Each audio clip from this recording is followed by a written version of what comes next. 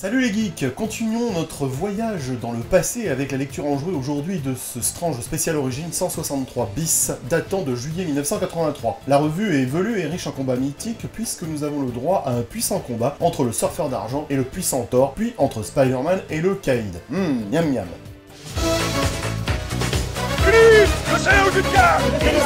Non, rappelle ça va pas. Ta gueule. Mais pas le temps de niaiser, et sans plus tarder, tournons de façon sensuelle et impromptue les pages de ce remarquable ouvrage pour découvrir une aventure du surfeur d'argent que Lug a intelligemment traduite par le bon, le dupe et le scélérat. Tirée du Silver Surfer numéro 4 de février 1969 et intitulée The Good, The Bad and The Uncanny, elle est écrite par Stan Lee, dessinée par John Buscema et ancrée par Sal Buscema. Bon, je suis d'accord que la traduction de Lug est meilleure que s'il avait fallu faire une traduction littérale qui aurait donné le bon, le mauvais et l'étonnant. Ah! C'est vrai que c'est assez pourri. Stan Lee a toujours dit que ce titre était tiré du western de Clint Eastwood de 1968, Le Bon, la Brute et le Truand, mais je sens que vous en cognez à voir les commentaires de cette vidéo. Pour les lecteurs lugiens âgés, allant de plus en plus vers les affres de la vieillesse, ce quatrième épisode du Surfer a pu être lu dans le Nova 1978, mais Lug avait scindé cet épisode en deux parties dans les Nova 8 et 9 d'août et septembre 1978, que je vous présente ici de façon ostentatoire, alors que dans ce spécial origine, il est dans son intégralité. Beaucoup s'accordent à dire que cette couverture est l'une des plus belles couvertures de l'âge d'argent, d'ailleurs je l'ai en grand format chez moi, mais j'imagine que ça vous fait la même chose qu'à moi.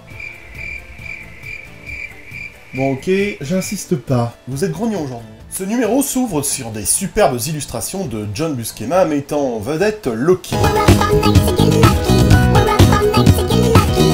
Un numéro après le grand panneau de Mephisto assis sur son trône, nous avons celui de Loki. On a deux menteurs magnifiques de l'univers Marvel assis sur leur trône en quelques épisodes. Et ces représentations pètent grave. Vous ne trouvez pas ? Non. Dans son immonde perfidie, Loki est déterminé à vaincre son frère Thor. Il cherche quelqu'un qu'il peut utiliser pour obtenir sa vengeance, car lui, il y arrive franchement pas depuis le début de la saga. Il rencontre le Silver Surfer et lui fait croire que Thor est l'ennemi d'Asgard. Dans son immense perfidie, oui, je le dis 2 fois de suite, mais c'est pour vous montrer combien il est perfide. Bref, Loki accepte d'aider le Surfer à échapper à la barrière de Galactus qui le retient sur Terre si il l'aide à vaincre Thor. Car visiblement, voyager avec Loki vers Asgard sur le Bifrost, cela permet de contourner tranquillou bilou la barrière de Galactus et cela permet aussi au Silver Surfer de s'échapper de la Terre. Haha, pas mal ce tour de passe-passe scénaristique, hein, vous ne trouvez pas? Ok. Au final, le surfeur attaque Thor, mais il se rend vite compte que Loki ne lui a peut-être pas dit la vérité. Et lorsque Loki se rend compte que le surfeur découvre le poteau rose, il le renvoie sur Terre avant que son plan ne soit révélé. Au début de l'histoire, on a quelques précisions sur les choix de Loki dans sa recherche de mecs capables de péter le stick à Thor. Avant d'utiliser le Silver Surfer comme pion, Loki envisage d'utiliser Hulk, La Chose et Hercule, mais il les rejette tous pour diverses raisons. Chacun est montré dans un seul panneau engagé dans des batailles diverses et variées. J'aime bien aussi le passage où Odin se bat les steaks du combat entre les deux héros. Il regarde le combat de loin, voit que c'est un coup monté, mais il pense que c'est quand même un bon combat pour développer les ardeurs guerrières de son fiston, alors il le laisse continuer. Et puis là, summum du battage de steak, il va faire une sieste. J'adore. Bon, y a rien à redire, c'est un excellent récit, les illustrations déchirent leur mère. John Buscema est au top. Et pourtant, tout ne s'est pas bien passé pour le père Buscema. Ah! Dans le Marvel The Untold Story, il est dit que John Buscema avait décidé de rompre avec le style de Jack Kirby à l'occasion de ce Silver Surfer 4. Son style avait été très apprécié un peu partout. Buscema, comme le dit certains, le dit lui-même, les gens me félicitaient.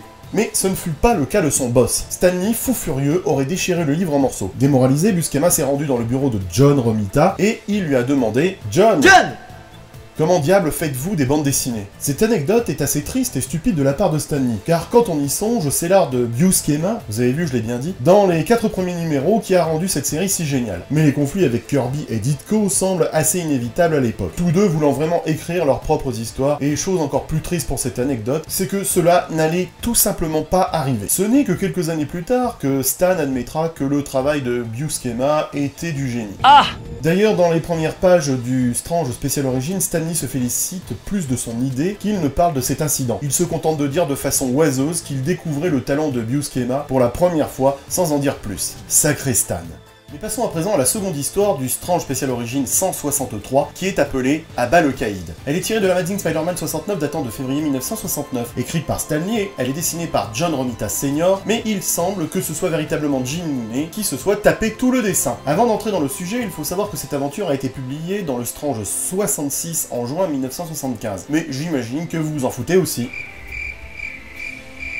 Franchement, vous êtes désagréable aujourd'hui. Hein. On y voit Spider-Man parcourir la ville à la recherche du Kingpin, après que le patron du crime ait volé une ancienne tablette d'argile. Je vous en ai déjà parlé dans ma vidéo consacrée à l'album La Folie de Mysterio. Spider-Man parvient à trouver la cachette du caïd grâce à son sens de l'araignée. Après une longue bataille contre le caïd et ses hommes de main, Spider-Man parvient à vaincre Kingpin lorsqu'il tire une toile sur son arme de canne, la faisant exploser et assommant le gros Kingpin. Peter poursuit les hommes de main du Kingpin pour récupérer la tablette alors que la police arrive et arrête le Kingpin. Ça fait beaucoup Kingpin quand même dans ces phrases, vous trouvez pas? Bon, vous en foutez de toute façon. Le chef du crime dit que Spider-Man est son complice dans le vol de cette tablette. Speedy récupère donc la tablette, mais alors qu'on lui tire dessus, et bah c'est la goutte qui fait déborder le vase pour lui. Il jure que s'il doit être traité comme une menace, alors il pourrait aussi bien le devenir. On est encore à l'époque où le caïd est encore un super vilain standard de chez Marvel. C'était la mode à l'époque. Et non pas l'homme de l'ombre calculateur, genre le Piranha Mafia, vers lequel Frank Miller orientera ensuite son personnage. On notera cette étrange attaque de Spider-Man qui utilise une étrange attaque surprise qui l'oblige à se mettre torse nu. Ça m'avait choqué à l'époque qu'il perde son costume, je ne trouvais pas ça très digne. Cet épisode est le plus physique de l'arc narratif de cette histoire autour de la tablette. Ça cogne sacrément dur. Même Gwen s'y met en cognant un mec qui insulte Peter. Un épisode incontournable donc pour ceux qui n'ont pas lu les Strange de l'époque et qui voudraient relire les albums de l'araignée appelés La Folie de Mysterio et Wanted Spider-Man, car ce Strange Special Origin fait la jonction entre les deux. Oh, une dernière chose avant de nous quitter. On ne peut pas arrêter cette vidéo sans parler des fiches super-héros. Ah, les fiches.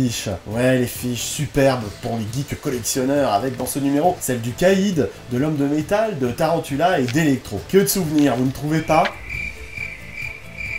Bon, ok, vous n'êtes pas très bavard, bah je vais laisser tomber. Hein. Je me demande à quoi ça sert que je vous fasse des vidéos. Je rends donc l'antenne, n'achetez pas chinois et laissez un post-blow quand même.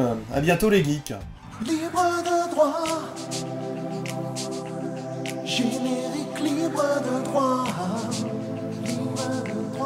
Cette chanson est à moi, YouTube l'enlève pas, c'est libre de droit.